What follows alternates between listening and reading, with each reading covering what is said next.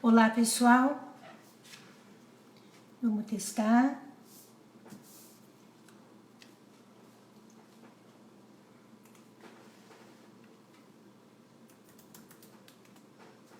Olá pessoal, boa tarde para todo mundo. A gente está testando só para poder começar essa live num dia bastante especial, que é o dia do psicomotricista. Estou muito contente de vocês estarem aqui conosco.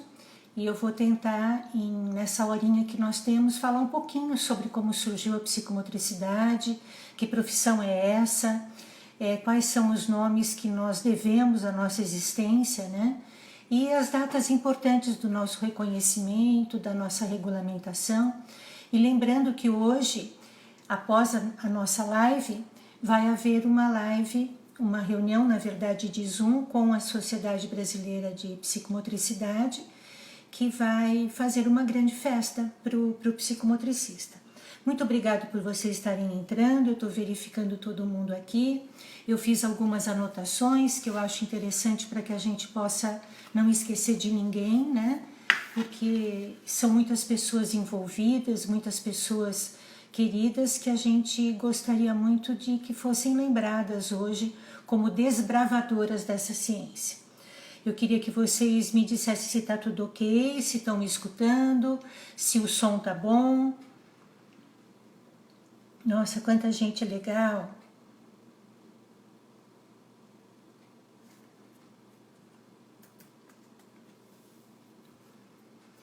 Muita gente querida, muita gente conhecida, também desconhecidos. Que bom, que prazer conhecê-los por aqui. Obrigado por estarem aqui conosco.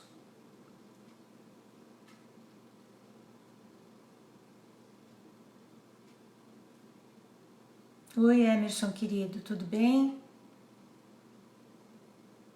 Débora, saudade de você.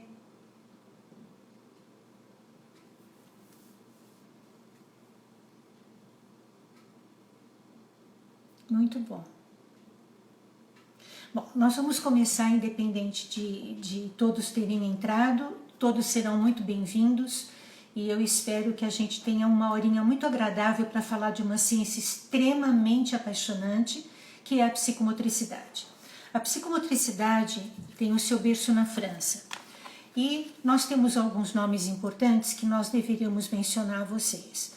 Na verdade, no século XIX, o primeiro a estar falando a respeito de sintoma foi o Wernicke, que era um neuropsiquiatra austríaco e que no trabalho com afasias começou a desenvolver pensamentos a respeito desse ser biológico que é o nosso corpo com mecanismos emocionais envolvidos, onde se percebia, onde se acenava, onde se notava sintomas. Em 1870, ele começou a documentar, começou a manifestar um pouquinho deste pensamento neuropsicomotor. Já no século XX, em 1907, um neuropsiquiatra francês, Dupré, dentro de um hospital francês, começou a trabalhar e a identificar em jovens, em adolescentes, que não tinham deficiências, mas que tinham alguns distúrbios que não eram distúrbios conhecidos na época, que ali existia uma debilidade psicomotora. Então, aqueles sintomas demonstravam algo que ainda não estava muito compreensivo na classe de saúde, na classe médica. Em 1925 surge Vallon, que vai ser o nosso grande pai da psicomotricidade. E Vallon era um estudioso, um psiquiatra que trabalhou muito com o comportamento tônico, que deixou um legado imenso para nós sobre o diálogo tônico, junto com Dupré, dá origem à escola francesa de psicomotricidade. E nós, de lá para cá, começamos a sentir, dentro dessa pesquisa inicial e dessa observação inicial desses médicos, que ali nasce a escola francesa. Daí para frente, muitos autores nascem e vão só complementando os saberes dentro da nossa ciência. E um deles é o próprio Piaget.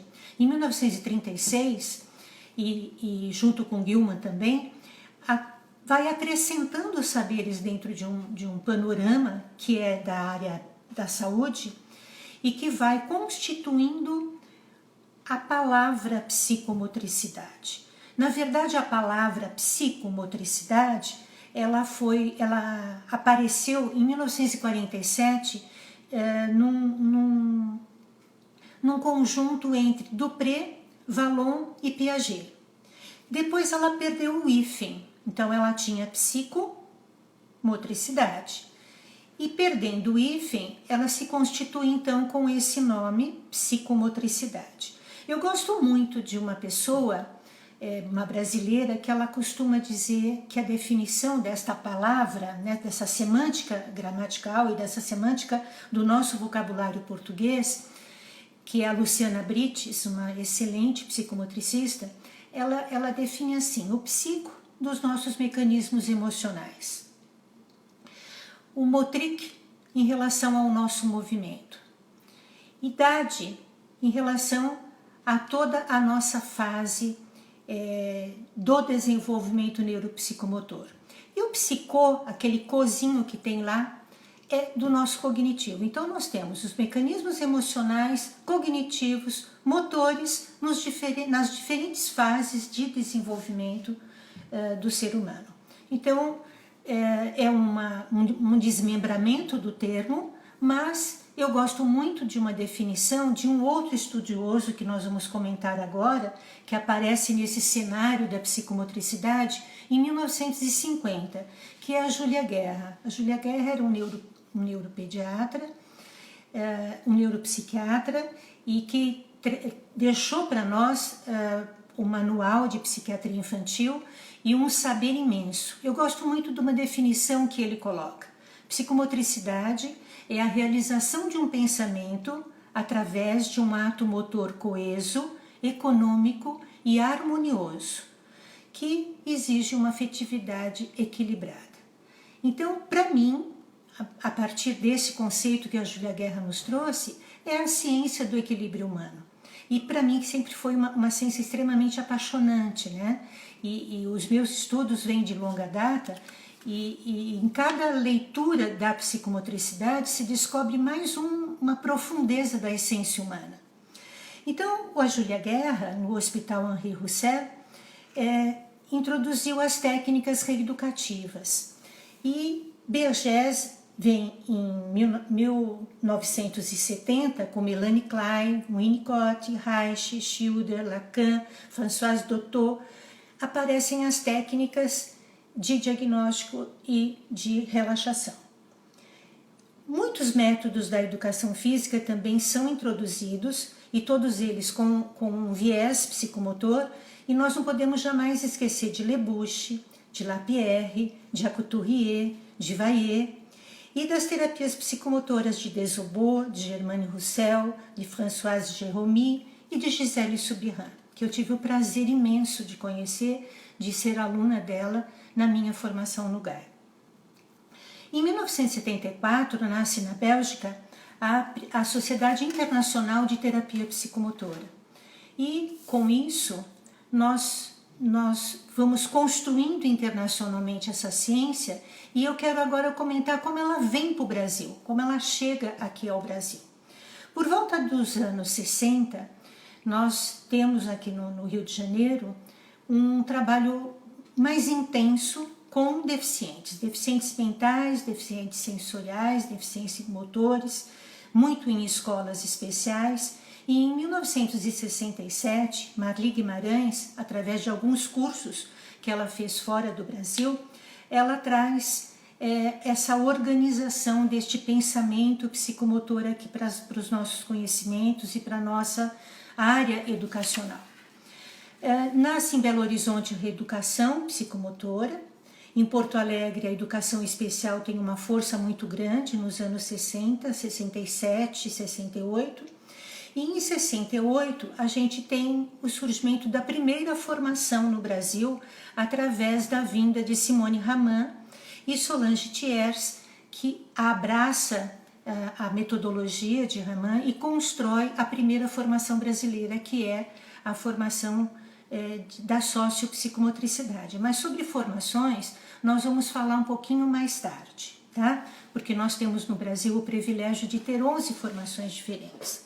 Bom, em 1970, nós temos duas grandes tendências. A tendência generalista e a tendência de alguns métodos. Então, o método de Raman, de Lebouche, de Piquet-Vaillet, de Boucher, de Costalá, e a psicomotricidade acaba entrando aqui no Brasil não pela saúde, mas pela educação.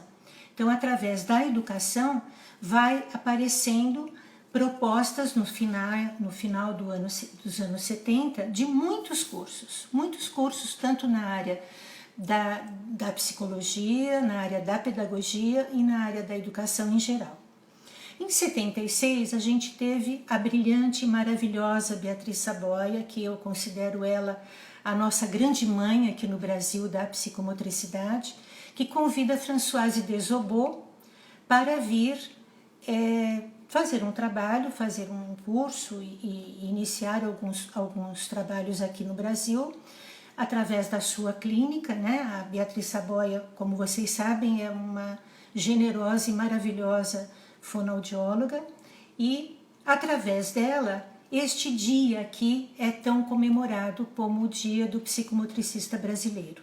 Foi o dia vamos dizer assim, da inauguração da sua clínica de fonoaudiologia, e que ela ficou sendo como a primeira titular psicomotricista.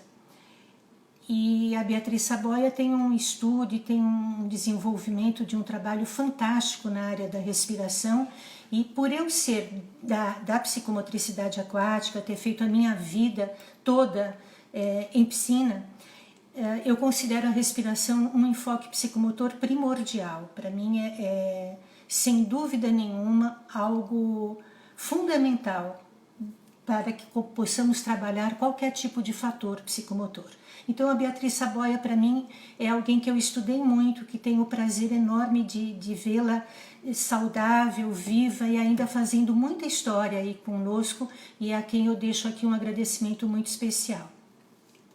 Bem, em 19 de abril de 1980 foi fundada a Sociedade Brasileira de Terapia Psicomotora, na Clínica da Beatriz. E esse dia, 19 de abril,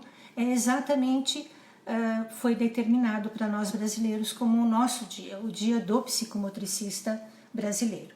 E oportunamente este ano de 2020, a gente vai completar 40 anos da abertura da Associação Brasileira de Psicomotricidade, que veio a nascer, vinda dessa Sociedade de Terapia Psicomotora, e houve um grande evento em Araruama, nos idos de julho de 80, exatamente onde foram construídos os capítulos.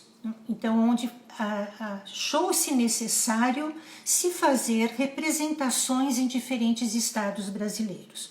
Hoje nós temos algumas representações no Rio de Janeiro, em Pernambuco, na Bahia, em Fortaleza, em Minas Gerais. Agora nós fizemos uma representação no Sudeste, pegando Porto Alegre, Santa Catarina, Paraná.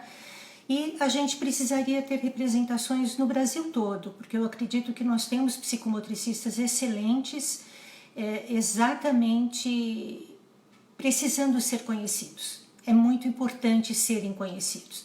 São profissionais que às vezes ficam no anonimato, estão fazendo trabalhos maravilhosos e por não estarem dentro de grandes centros acabam não podendo ou não tendo oportunidade de apresentar os seus trabalhos. Bom, qual outro marco histórico importante para a psicomotricidade? Nós tivemos vários congressos. Na verdade, com o último, que foi também internacional, nós tivemos 14 congressos promovidos pela Associação Brasileira de Psicomotricidade. Eu não me considero capaz de falar muito da associação, mas falo com muito carinho, porque eu acho que hoje nós devemos o nosso reconhecimento e devemos a nossa regulamentação a esse empenho tão grande que essa entidade teve na figura dos atuais dirigentes dela, em nome do Marcelo, do presidente, do Gustavo. Inclusive hoje mesmo eu postei um vídeo do Gustavo falando a respeito desse momento tão importante nosso na sociedade. Eu não tenho todos os dados, eu não sei com todos os detalhes, mas tenho bem firme e conhecido os fatos e as datas importantes que essa entidade nos cobre, né, nos tutela. Em 1990, acontece no Brasil o primeiro curso de graduação no Instituto Brasileiro de Medicina Reabilitadora. E tivemos oportunidade de ter 2 turmas concluídas. E nessas turmas, psicomotricistas maravilhosos. Posso destacar a Rita Thompson, que foi uma das pessoas que mais próximas de mim, porque também estivemos juntas no GAI. E foi o primeiro órgão acadêmico a abraçar a graduação enquanto graduação de psicomotricidade. Foi uma pena muito grande o IBMR não ter continuado e hoje nós lutamos para que outra entidade acadêmica, para que alguma entidade acadêmica possa abraçar esse desafio que é fundamental para nós a partir do momento em que nós já somos uma profissão. Então, se nós somos uma profissão, nós temos que ter um curso de graduação na formação deste profissional. Por enquanto, nós temos no Brasil somente cursos de pós-graduação em psicomotricidade e cursos avulsos, cursos livres, cursos de extensão. Mas a formação do psicomotricista ela vai muito além, ela não é só um curso de pós-graduação. Nós temos que passar pela formação. A formação é, sem dúvida nenhuma, a condição sine qua non de sermos integralmente, de fato de direito, um psicomotricista. Hoje nós temos no Brasil 11 formações e aquele que tiver oportunidade após essa live, de participar da live da Associação Brasileira, vai ter a oportunidade de conhecer todos eles, de conhecer os seus pioneiros em cada formação. Pena que, por exemplo, da sociopsicomotricidade nós já não tenhamos mais a Solange, a quem eu tenho um carinho imenso. Eu tive a felicidade de ter a Solange na minha equipe de docente, nos primeiros cursos de pós-graduação que eu dei pelo Brasil, e foram momentos incríveis, momentos inéditos. Quero deixar para a Eliane e para sua filha um grande abraço, mas ela é uma dinossauro, né, vamos dizer assim, da psicomotricidade brasileira. E uma outra pessoa extremamente querida, que eu tenho um reconhecimento sem fim, é a Suzana Cabral, de Minas. É uma pessoa iluminada, de um saber profundo, onde a cada momento que a gente se encontra, a gente aprende um pouquinho mais, a gente aprende a ser gente. E o que é importante que nós tenhamos agora é que vocês possam, além de me questionar, saber que efetivamente dia 12 de setembro de 2018 nós tivemos um encontro aqui em São Paulo com alguns representantes da psicomotricidade para construir, para elaborar a profissão psicomotricista, essa ocupação no CBO, o Código Brasileiro de Ocupações. Foi um momento muito nobre, porque, na verdade, foi a construção do que o psicomotricista faz, qual é as suas tarefas, quais são as suas atividades, o que ele está capacitado a promover. E eu tive a felicidade de estar presente e aquilo oficialmente marcou no Brasil o reconhecimento da profissão. E dia 3 de janeiro de 2019, nós tivemos finalmente a regulamentação, que foi a Lei 13.794, assinada pelo Bolsonaro e pelo Moro, e que hoje nos tutela enquanto profissão totalmente regulamentada e reconhecida. Mas, independente disso, é importante que eu possa ler para vocês 4 artigos dessa lei que diz o que é, quem é o psicomotricista, né? Porque muitas pessoas me perguntam assim, mas para ser psicomotricista, o que eu devo estudar? E aí a gente indica curso de pós-graduação em psicomotricidade, indica a formação. E na lei, nessa lei que nos reconhece, né, que regulamenta a nossa profissão, nós temos 4 itens importantes. O primeiro, quem pode ser psicomotricista? O portador de diploma de curso superior de psicomotricidade. Por enquanto nós não temos. Por enquanto nós não temos uma graduação.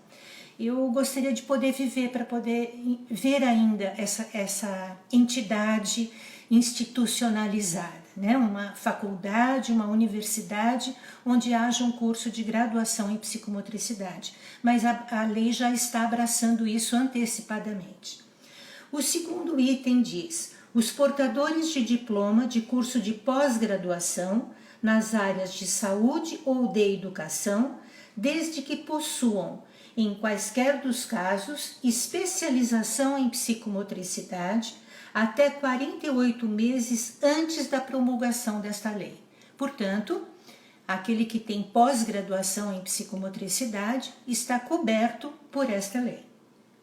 O terceiro item, aqueles até a data do início da vigência desta lei tenham comprovadamente exercido a atividade de psicomotricidade.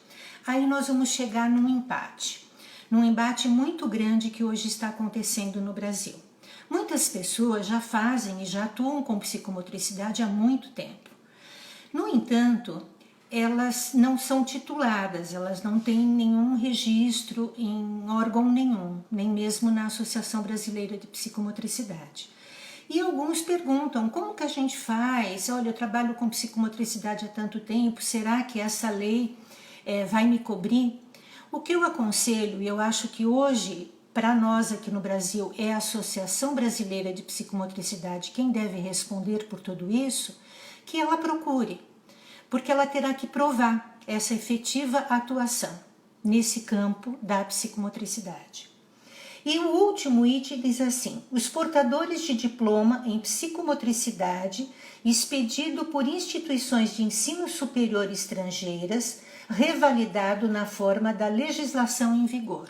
Então, aqueles que fizeram psicomotricidade fora do Brasil têm, nesta lei, já tutelado como reconhecido aqui a sua atuação. Então é uma lei que vale a pena ser lida nos seus caracteres, ela não é completa e ela deixa a gente com pai. Falta a gente ter mãe agora, numa linguagem bastante figurada. Nós não temos ainda um conselho de classe, um conselho da nossa categoria. E por não termos um conselho, a gente tem o que uma grande amiga diz, que é o canto da sereia. A gente tem muita gente falando que faz psicomotricidade, falando que é psicomotricista e não tem qualidade naquilo que desempenha e muitas vezes nem é psicomotricidade. Então, o que está faltando para nós hoje é exatamente um conselho. Eu acredito que a associação está lutando por isso. Eu vejo que em breve nós teremos essas normas e nós teremos plantões de supervisão de tudo que está efetivamente acontecendo, para que a gente tenha uma profissão com qualidade, profissionais capacitados, profissionais agindo com ética, profissionais melhorando toda a qualidade dessa nossa área que é fenomenal. No entanto, é importante que tenhamos que continuar lutando. Nós precisamos continuar lutando, nós ainda não temos tudo. A gente brinca que nós somos de fato e de direito. Eu acho que nós somos de fato, mas não de todos os direitos ainda. Eu acho que ainda faltam direitos para nós, ainda falta qualidade, ainda falta ética, ainda falta compromisso com o trabalho, ainda falta muito respeito com o outro, porque a psicomotricidade é o tipo de ciência que o outro, as relações pessoais, as relações corporais, as relações com os outros é que nos faz as verdadeiras relações psicomotoras. Então é muito importante isso. E onde a gente vê muita coisa muito triste, chamada de psicomotricidade, que não é. Então se confunde muito a nossa ciência com uma porção de coisa. Eu tenho também um grande amigo que deve ser amigo de muitos de vocês que estão aí, que é o Roberto Nascimento, que ele fala assim: a gente nunca sabe se a psicomotricidade é para comer, para passar no cabelo. Tem pessoas que não sabem o que é essa ciência ainda. Não é capaz de defini-la, não é capaz de entendê-la. E isso é o que traz a tristeza, né, dentro da nossa categoria. Mas eu tenho certeza que com a luta de todos juntos, principalmente dos jovens psicomotricistas que estão aí, a gente vai conseguir criar-se esse conselho e realmente ter qualidade dentre os profissionais que temos. Bom, eu queria ver se vocês têm alguma questão para que a gente possa dissertar, para depois a gente falar um pouquinho mais a respeito dessa ciência apaixonante. Eu vi que teve uma questão e eu gostaria de voltar, que é da Norma.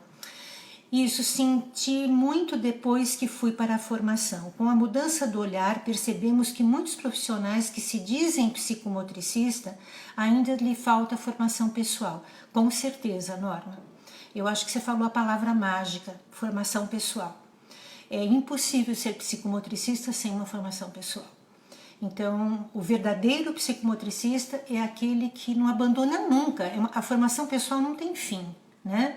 É uma coisa que nós precisamos nos manter o tempo todo com as nossas supervisões, porque nós mexemos com o ser humano, e o ser humano é um ser de luz muito complexo, e que nós, a cada dia, eu brinco que cada pessoa que passa na minha vida é um livro que eu leio. E eu agradeço a sua colaboração. E sobre as formações que nós comentamos aqui, é que vai haver agora às 5 horas um grande encontro, uma grande festa a respeito dela.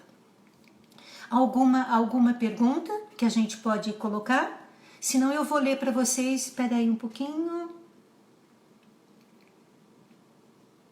Está sendo gravado? Sim, acredito que sim, isso é quase que instantâneo aqui no Instagram, tá? Fica tranquilo.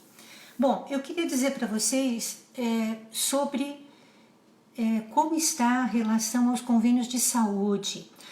Que boa pergunta. Olha, eu não tenho categoria para essa resposta, mas eu posso lhe dizer que a Josiane, em Curitiba, conseguiu muito. Ela fez uma verdadeira luta lá na cidade, e ela lá, pelo menos eu tenho conhecimento de que ela conseguiu muito disso.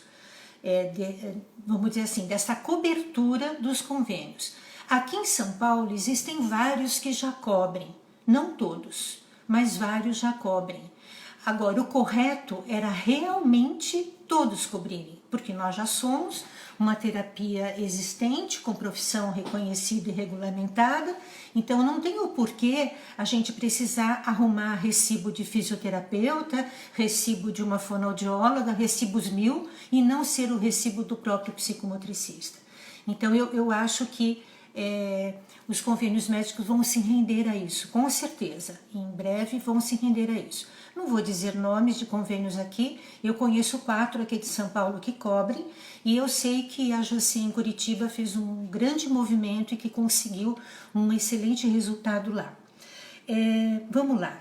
Muito triste, Cacilda, terceirização da psicomotricidade. Fui em cursos onde a psicomotricidade não é citada, e quando foi citada, o palestrante sugeriu que a família treinasse alguém para aplicar a psicomotricidade. Ney é o Nery psicomotricista. Nossa, que coisa triste, né? Bem triste.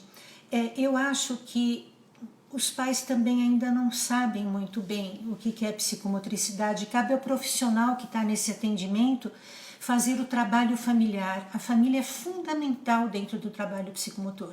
Não é trabalho psicomotor sem o envolvimento de família, né? Para mim, a família é coterapeuta, a família tem que estar presente o tempo todo, tem que estar ciente o tempo todo de tudo que nós fazemos, porque aquele elemento fica com você 1 hora, 2 ou 3, e fica 20 e poucas com a família. Então, nós precisamos da participação da família de uma forma integral. Deixa eu ver aqui. Já que não tem uma graduação em psicomotricidade, quais as graduações habilitadas para atuar com a psicomotricidade? Oi, Paty, que prazer. Todas. Antigamente eu falava assim, os nossos alunos são da área da saúde, da educação e do esporte. E na mais recente turma que nós estamos formando, eu tive uma garota, eu chamo ela de garota porque ela é a coisa mais linda, mas é a mãe de outra criança mais linda, de duas outras crianças mais lindas. Ela, numa palestra, num encontro em Santos, ela me procurou e, muito modesta, ela disse para mim: olha, eu fiz gastronomia, será que eu posso fazer psicomotricidade? E eu a aceitei no nosso curso. E hoje eu te garanto, a Laís está saindo uma excelente profissional. Eu confiaria meu filho a ela. Então, todas as graduações podem, desde que ela tenha a humildade de reconhecer o que ela não tem, o que ela não teve, e ela possa, no curso de pós-graduação, se refazer dessas faltas, porque nós temos disciplinas elencadas dentro da nossa graduação fundamentais. Então, não há como você deixar de fazê-las. Então, hoje eu não digo mais que é só a área da saúde, esporte e educação, porque a Laís me provou, vindo de uma outra área, o quanto ela estudou, o quanto ela recuperou o que ela não tinha da graduação dela, na graduação dela, e o quanto hoje eu posso garantir que a Laís vai fazer a diferença na sua cidade de Santos. Em BH, Cíntia, aluna minha, fez uma apresentação em um encontro da Unimed, junto com a psicanálise Unimed. Tá vendo? Olha, ela está citando aqui o nome de uma entidade de saúde que está se abrindo à psicomotricidade. Que legal, isso é muito bom, é uma excelente notícia, né? Fundamental seria a existência de uma comissão para fiscalizar os cursos. Nossa, muito bem lembrado, porque sabe o que está acontecendo? Está se sucateando, está assim uma disputa de valores de curso. Então, cada um vai procurar o mais barato ou o que está mais perto da sua casa e não procura investigar o que esse curso traz de diferencial. O que ele vai contemplar na tua formação? E eu estou muito preocupada, extremamente preocupada, principalmente em São Paulo. Nós temos cursos e cursos. Cursos que são excelentes, cursos que são razoáveis e cursos que não mereceriam receber o nome de curso de pós-graduação. Me desculpem. E, infelizmente, por uma questão de valores, às vezes os cursos são lotados. E aí vai acontecer isso que você está dizendo. Não vão saber fazer e a gente não tem uma comissão de ética para fiscalizar o que esses profissionais vão fazer. Então é preocupante demais. Lidsey Loureiro, obrigada pela sua contribuição, isso é uma verdade. Então veja, o conselho está se fazendo necessário e fundamental.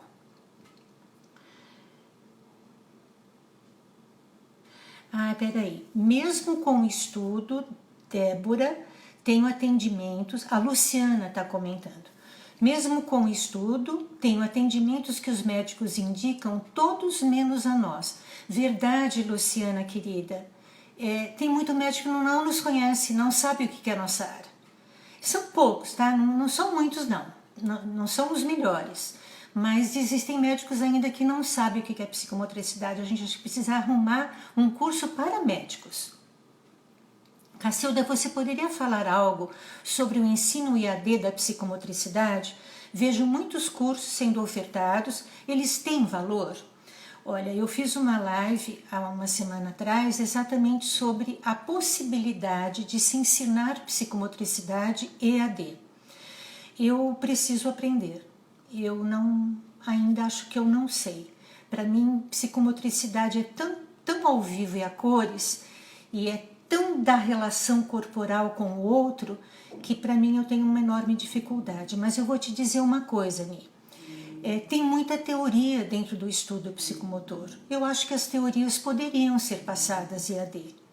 E através dessas aulas EAD, das teorias de diferentes disciplinas, poderíamos fazer uma parte EAD. Porque o corona veio nos mostrar isso, né? Nós temos que aprender aquilo que a gente não sabe, né? A gente tem que desaprender e aprender o tempo todo. Então, aquilo que eu dizia verdadeiramente impossível, hoje vou dizer para você que eu não acho impossível, mas eu não considero um curso completo EAD. eu teria um percentual, não posso te dizer nem quanto eu teria, mas existem muitas situações em diferentes disciplinas que não são situações práticas que eu acredito que o EAD comportaria, mas não um curso integral EAD, de forma alguma. E eu não considero nem 50%, porque para mim as práticas corporais de um curso, elas devem representar no mínimo 70% do curso, porque você aprende psicomotricidade na prática, na vivência corporal. Quem diz isso, né? Aí a professora Renata responde para o Nery que quem diz isso é um charlatão que fala em nome da psicomotricidade. É aquilo que a própria Renata falou, né? Os cantos de sereia que tem por aí. Ni, pela ABP não tem validade o curso EAD. Não sei nem como eles conseguem isso. É muito corpo, muita vivência. Não é que não tem validade, Luciana, não é bem isso. Eu não acredito que a Associação Brasileira de Psicomotricidade se feche radicalmente a isso hoje. Eu acho que nós já nos fechamos radicalmente, mas agora nós tivemos que nos reabrir, né? Para que a gente possa entender. Mas é aquilo que eu disse, eu acho que alguma coisa teórica é possível ser passado, mas não integralmente. Eu não concordaria de ser integralmente. Triste porque eles ainda não conhecem nosso trabalho, é uma área relativamente nova no Brasil. Se você achar que uma ciência tem 150 anos, mais ou menos, ela é muito jovem. Realmente ela é muito jovem. Agora, a área médica não nos conhecerem, para mim eu chamo isso de uma certa ignorância científica, porque já era o momento deles estarem mais abertos aos sintomas psicomotores, né? Deixa eu ver se nós temos a confiança do terapeuta. Sempre utilizam. Deixa eu ver se Cacilda. A lei cobre o diploma também de quem faz a psicomotricidade EAD? Deveria ser restrito à presencial? Não, isso não consta na lei. Na lei não consta EAD. Portanto, se não consta, eu acredito que não cobre. Então, eu não posso te dizer, mas dentro da lei, na nossa lei, a 13.794, ela não menciona EAD. Então, EAD é um ensino, eu acho que é uma circunstância do mundo moderno que está oferecendo possibilidades a quem não tem muitas oportunidades, mas ela não pode ser integral, ela não pode ser a única e ela não pode ser absoluta, né?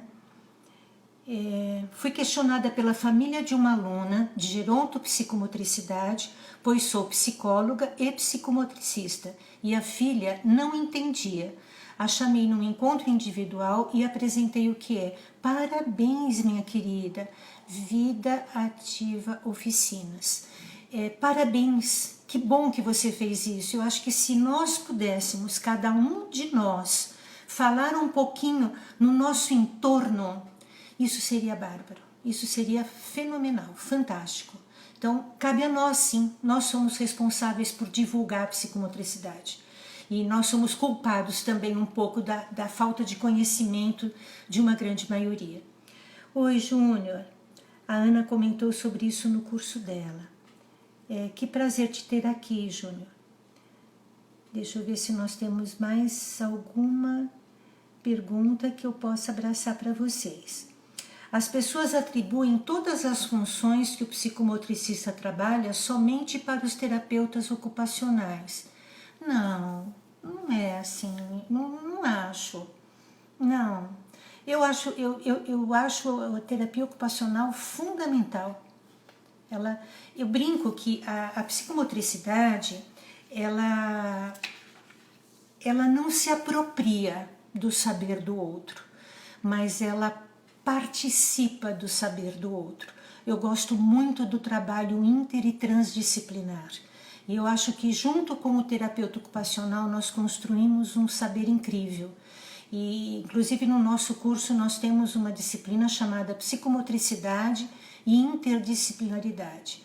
Nós devemos muito ao fonoaudiólogo, nós devemos muito ao fisioterapeuta, ao pedagogo, ao psicólogo, porque nosso saber é constituído de muitos empréstimos e nós precisamos sim respeitar o outro. Agora, se Tem quem só conhece a terapia ocupacional e não conhece a psicomotricidade, talvez eu possa concordar com você. Mas nós temos o nosso espaço, sim. Eu estou há 36 anos, este ano completa 36 anos que eu estou na área da psicomotricidade. E eu ainda acho que estou engatinhando, eu ainda acho que tenho muita coisa que eu posso fazer. Então, veja, nós somos muito jovens nessa ciência, tem muita coisa para ser feita e tem muita coisa para conhecer. O Rodrigo pergunta, os cursos de extensão têm valia frente ao MEC ou pode ser uma extensão de formação? Curso de extensão é curso de extensão, não é curso de pós-graduação. O MEC valida, convalida e credencia e chancela cursos de pós-graduação. As formações que são promovidas pelas diferentes linhas na Sociedade Brasileira de Psicomotricidade, elas são longas, elas levam algumas 2 anos e meio, porque é um trabalho profundo realmente. Elas não têm chancela de MEC, que era uma coisa importante para nós também procurarmos e também tentarmos conseguir. Mas os cursos de extensão, eles são considerados como extensão e eles não qualificam você profissionalmente. Então, não sei se eu atendo a tua questão. Você indicaria uma pós no Rio de Janeiro? Eu acho que eu vou faltar com a ética se eu fizer isso. Tem muita gente boa no Rio de Janeiro fazendo trabalhos lindíssimos, fazendo trabalhos completos. Olha, basta ver as lives que a Renata fez aí com uma porção de gente da área da psicomotricidade, Rosana Pugliese, a Fátima Alves. Nossa, eu preferia não falar, não citar, porque tem muita coisa, tem muita gente boa no Rio de Janeiro fazendo excelentes trabalhos, tá? Eu preferia que você pudesse consultar profissionais do Rio de Janeiro mesmo para esse referencial. É claro, a gente valida em função do profissional que promove esse curso. Eu não conheço esses cursos de perto, mas conheço alguns aqui de São Paulo que eu não indico. Conhecimento teórico sim, mas o olhar psicomotor somente na prática. Verdade, Débora, sem dúvida nenhuma. Corpo, movimento, precisam do ao vivo, de olhar nos olhos, a teoria toda pode ser EAD. Isso, concordo com você. A teoria toda, eu não sei se toda, porque tem muita teoria que você precisa levar para a prática para poder compreender, mas uma grande parte, sem dúvida nenhuma. Vamos lá, perfeito, sua colocação sobre o sucateamento de cursos. Perfeito, professora Cacilda, é uma honra conhecer a sua família, professor Pedro, professor Rogério, que há décadas proporcionam formação de qualidade. Ai, doutor Matrone, o senhor me emociona. O senhor é muito suspeito para falar de mim. Muito obrigado por você existir na vida da gente, tá? A gente procura fazer o melhor dentro daquilo que é possível. Olá, Cacilda, sobre os cursos de extensão, está tendo valia frente ao MEC? Eu acredito que é a mesma pergunta que foi feita a respeito dos cursos de extensão. Aquela live sobre EAD, a psicomotricidade, precisaria ir para o YouTube. Nós vamos tentar colocar, tá bom, querido? Pode deixar. Eu não sei se aprender EAD... Vamos lá. Eu não sei se aprender em EAD. Eu gosto de questionar, de contato, sem dúvida. Não é só o olho no olho, é a presença do outro. Eu só sou eu por conta do outro. O outro é tudo na minha vida. Vamos pensar no bebezinho. Nós somos a única espécie animal que, se não tiver o outro, morre. Se você largar um bezerrinho, se você largar uma tartaruguinha, se você largar um elefantinho ao nascer, ele vai sobreviver. O ser humano não. O ser humano precisa da mamãe para apresentar o mundo para ele. E só através do outro que ele se torna gente. Então, para nós é fundamental o outro na relação, na aprendizagem e na vida em si, né? Eu não sei aprender em EAD. Eu gosto de questionar e de manter contato. Que bom, você é da nossa turma. Sou físio, fiz uma pós-graduação em psicomotricidade na Universidade Federal do Amazonas em 2009, com a coordenação da doutora Rita Puga. Sou gerontóloga e uno as duas na minha terapêutica. Gostaria de de atualizar. Nossa, que coisa boa! Eu conheço essa universidade. Acho que o trabalho deve ser realmente fantástico da doutora Rita Puga e lhe parabenizo por você ter ido para uma área da gerontologia. Atualmente meus estudos estão sendo focados na gerontopsicomotricidade. A gente está lançando um curso de pós-graduação em gerontopsicomotricidade. É aí um braço que a gente vai tentar preparar as pessoas para o processo de envelhecimento. O mundo está envelhecendo e nós precisamos aprender a envelhecer. Eu estou aprendendo, eu comecei a aprender a envelhecer com meu pai, depois com a minha mãe e depois com todos os idosos que passaram lá pela nossa entidade. Eles foram livros que nós lemos. E a gente conseguiu construir agora um curso que, infelizmente, por conta da pandemia, nós não conseguimos iniciá-lo ainda.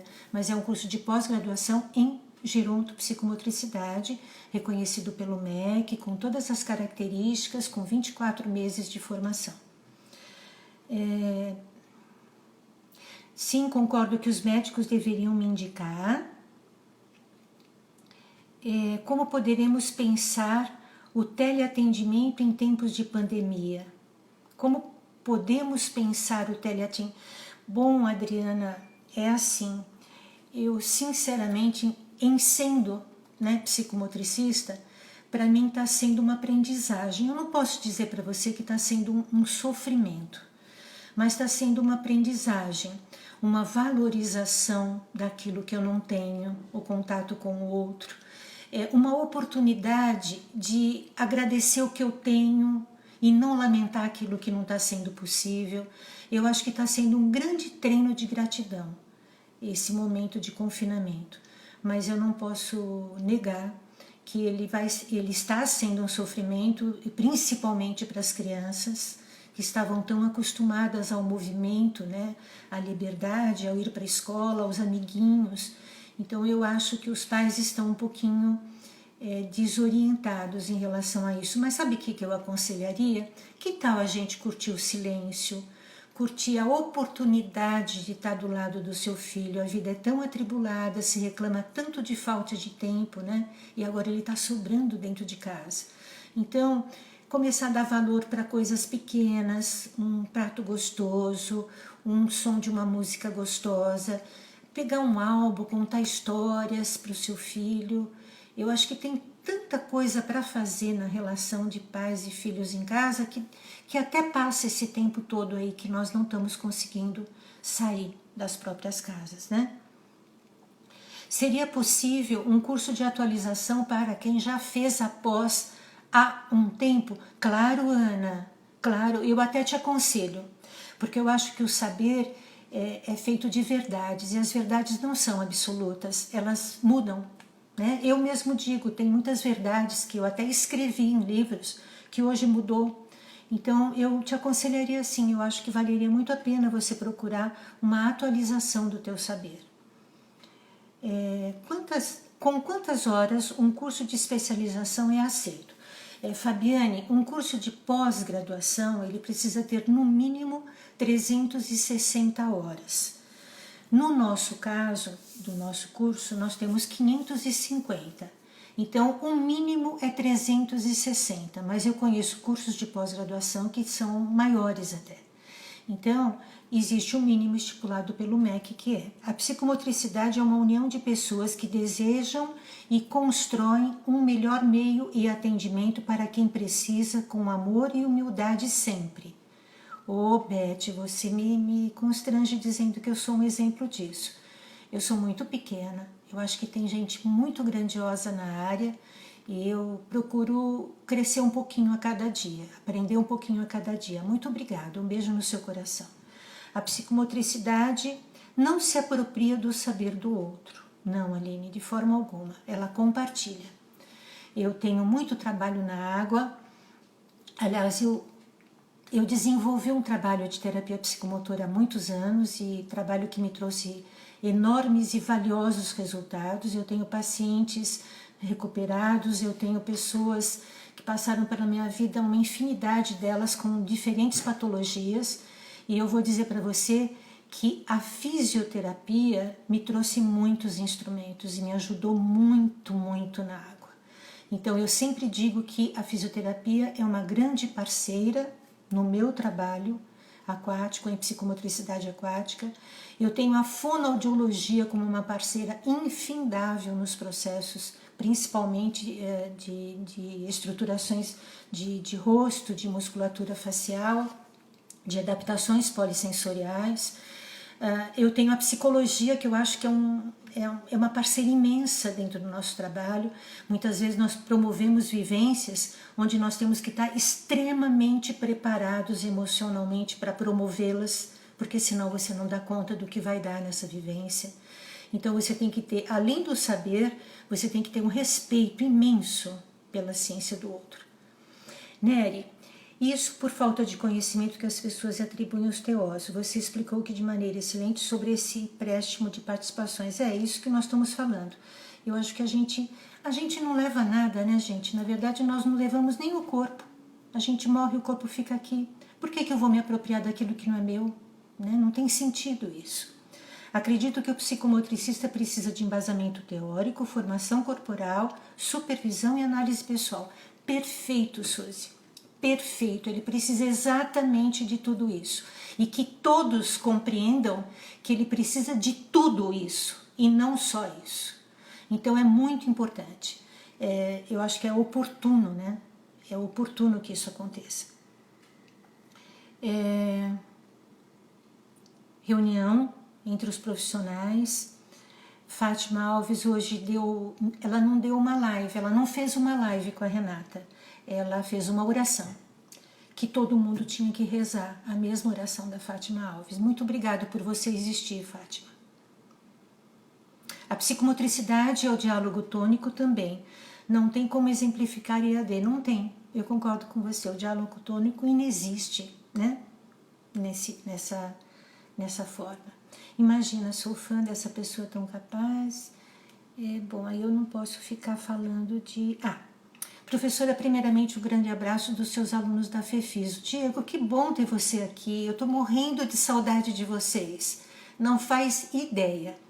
Gostaria de perguntar, psicomotricidade todavia tem um caráter terapêutico concebido por outras áreas de atuação.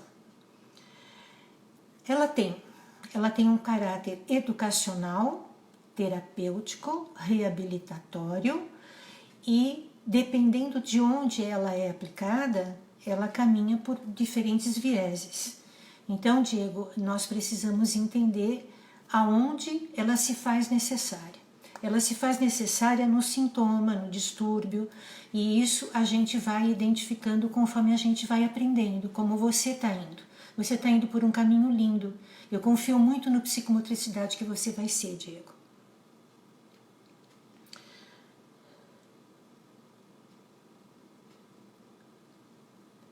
Eu acho que de perguntas nós... Aqui. Sim, mas quando você vem... quando eu vou para Fortaleza, meu amor, não sei. Cacilda, após em gerontopsicomotricidade, também é uma formação?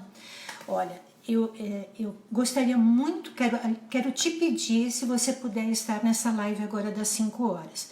As formações, elas são específicas da Associação Brasileira de Psicomotricidade, e a gerontopsicomotricidade, ela vai dar uma formação para capacitar profissionais a trabalharem com idosos.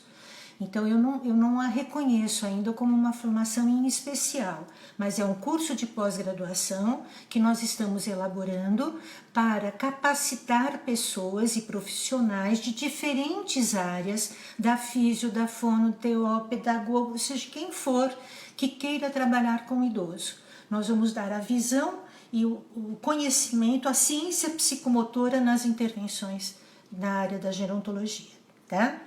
Mas não perde não, tá? Eu acho que vai valer a pena vocês assistirem. Teleatendimento pode ser uma assessoria, consultoria, orientação junto à família. Perfeito, Débora, sem dúvida nenhuma. Tanto que muitas supervisões é possível ser realizadas virtualmente e afastado, né? Através de de Skype, de Zoom, de todos esses instrumentos que nós temos. Perfeito, Débora, parabéns.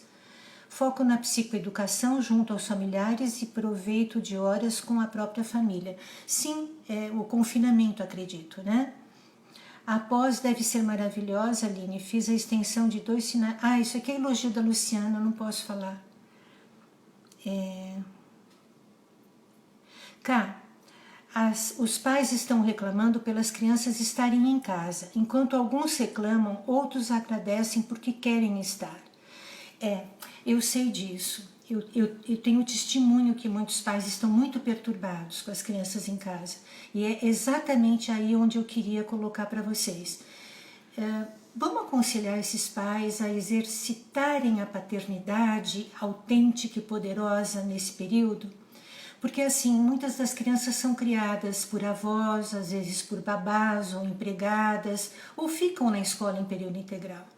Então, o cuidado dessas crianças não está sendo realizado costumeiramente pelos próprios pais. É tão bom exercer a maternidade e a paternidade por inteiro.